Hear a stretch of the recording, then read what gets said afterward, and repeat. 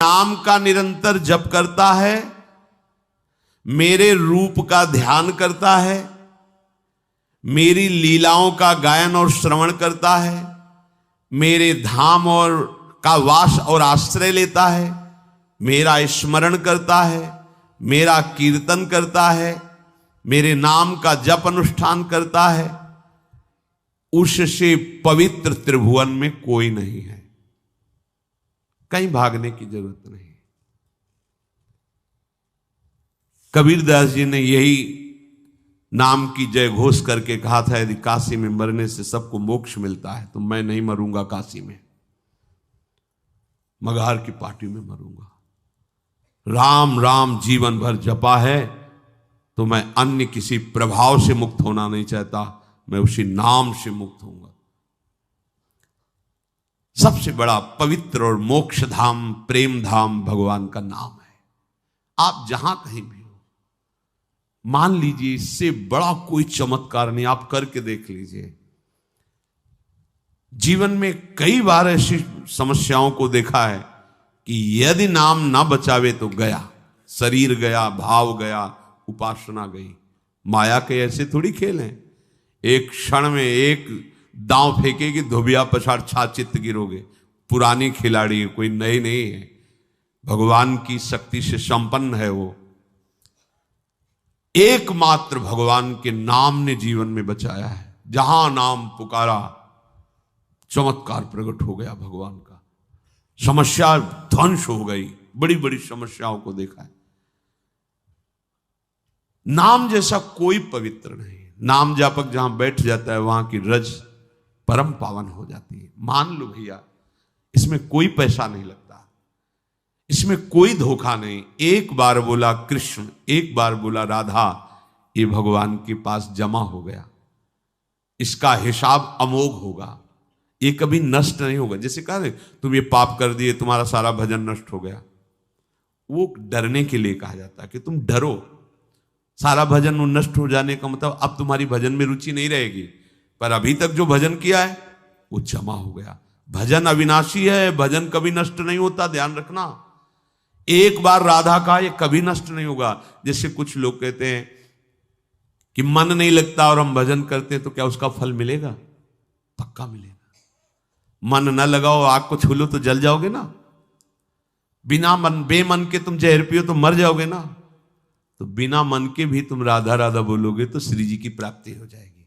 विश्वास करो, ये मार्ग भक्ति और विश्वास का है। बिना मन लगाए यदि तुम राधा राधा बोलोगे तो कहीं तो विश्वास करना पड़ेगा। डॉक्टर की बात पे विश्वास कर लेते हो तो संतों की बात पे विश्वास कर लो। हमारा हृदय कहता है, छाती कहती है कि यदि तुम राधा राधा बोलोगे तो श्री जी के चरणों तक तुम पहुंच जाओगे, तुम्हें कोई नहीं रोक पाएगा। कितना जपोगे ये हम नहीं बोलते, ये तो जितनी श्वासें हमें सब समर्पित करना है, पर तुम जितना भी जप पा रहे हो वो पूरा का पूरा ऐसे बैंक में जमा हो रहा है जहां काल का प्रवेश नहीं, कालातीत बैंक। वो तुम्हें ऐसे उठाएगी कि चमकोगे, त्रिभुवन तुम्हें नमस्कार करेगा।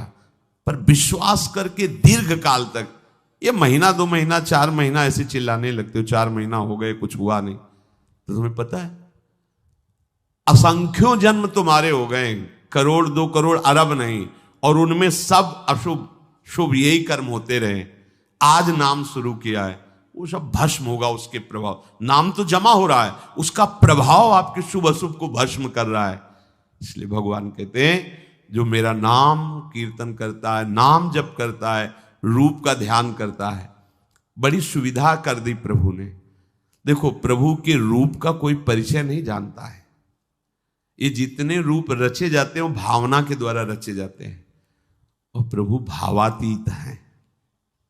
प्रभु हमारी जो बौद्धिक शक्ति बहुत छोटी है उसमें आने वाले नहीं। जैसे सीपी होती है ना, सीप, उसमें भला समुद्र आ सकता है क्या? ऐसे हमारी बुद्धि सीपी है और प्रियालाल का रूप समुद्र है। ध्रुवदास जी कहते हैं कि कोटि कोटि रसना जो रोम रोम प्रति होए, तो प्यारी जू के रूप को न प्रमाण कहो जात है। अति ही अगाध सिंधु पार नहीं पावे को, थोड़ी बुद्धि सीप मांझ कैसे के समाज। ये रूप सिंधु अगाध प्यारी जू का, हमारी बुद्धि कैसी सीप जैसी कैसे आ सकती। भला प्रियाजू की श्रीअंग की कांति वाली सृष्टि में स्याही ही नहीं बनी है, रंग ही नहीं बना है। अच्छा, प्रियाजू के रूप को जिसने देखा तो कह रहे तेरो रूप कहत नहीं आवे, तो फिर रचना कैसे हो सकती है। तो रूप को जानता कौन है, नाम जानता है। बिना नाम के रूप का परिचय नहीं मिलेगा। ये जो रूप हम भावनात्मक देखते हैं, ये भी सब रूप हम जो कहो सो कहा, जहां प्रभु नहीं तो वहां भी प्रभु है। पर हमें जो वास्तविक रूप लुभायमान करेगा, जिसके देखने के बाद फिर आंखों में दम ही नहीं रह जाती कि कुछ और देख सके, वो रूप नाम प्रकाशित करेगा। इसलिए पहले खूब नाम कीर्तन, नाम का ध्यान, नाम का जप। मान लीजिए जैसे कहते रूप का ध्यान करो, तो पहले तो ध्यान के लिए एकाग्रता चाहिए, ध्यान के लिए पवित्र बुद्धि चाहिए, फिर ध्याता का जो उद्देश्य ध्येय है वो सामने चाहिए। तो बहुत बड़ी स्थिति हो गई ना। अपने आंख मूंदो, देखो ईमानदारी से देखो, अंधकार छा रहा है, और उसमें कल्पना करो। ये सब करने की जरूरत नहीं, सीधे लिखो राधा, और वहीं मुस्कुराते हुए नीलकमल घुमाते हुए श्री जी दिखाई देंगे एक दिन, देख लेना। अब मानो तो, पर अब मानो नहीं तो फिर परेशान होना पड़ेगा। प्रभु कह रहे नाम और रूप का ध्यान। तो चलो हमें, और तो हमारे बिहारी जी महाराज, राधा वल्लभ जी महाराज, राधा रमण जी महाराज साक्षात प्रिया प्रीतम का रूप है। जो आचार्य प्रदत्त रूप है उसको सामने रख लो, बार बार देखो, तो थोड़े समय बाद वो बसने लगते हैं। जैसे अपने लोग दर्शन करते हैं तो ऐसे थोड़ी दर्शन देख लिया, ऐसे नहीं। पान करो उनकी, नक्शिख लो अंग अंग माधुरी, श्री चरणों से मुकुट तक, मुकुट से सिर, फिर आंख बंद कर ली, वही फिर देख रहे, फिर आंख, फिर देख रहे, फिर बंद कर। अब लगा कि हाँ आंख बंद की, निकल गए रूप माधुरी को बसा के, या उनकी छवि रख ली। बार बार एकांत में देखना, वो चित्त चोर हैं, चुरा लेंगे तुम्हारे चित्त को। अब एकांत में बैठ के प्रपंच चिंतन करोगे तो प्रपंच चित्त चुरा लेगा, प्रभु का चिंतन करोगे तो प्रभु चित्त चुरा लेंगे। उत्तमम, यही सर्वश्रेष्ठ है।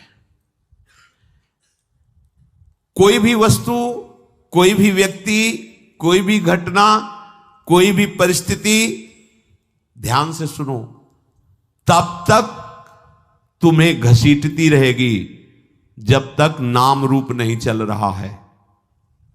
नाम आराध्य देव का, रूप प्रभु। आचार्य चरण कह रहे हैं, सब सोहित निष्कामति, श्री वृंदावन विश्राम, श्री राधा वल्लभ लाल को हृदय ध्यान मुख। पकड़ो, बात पकड़ो, आचार्य की बात है। हित सजनी जो कह रहे, राधा वल्लभ, राधा वल्लभ, राधा वल्लभ, सामने राधा वल्लभ लाल, मुख में राधा वल्लभ। कुछ समय बाद ये जो रूप राधा वल्लभ जी का देख रहे हो, इससे कोटि मनमतहारी युगल सरकार मिले हुए बैठे, युगल रूप दर्शन होने लगेगा। वो प्रियालाल, निहाल हो जाओ।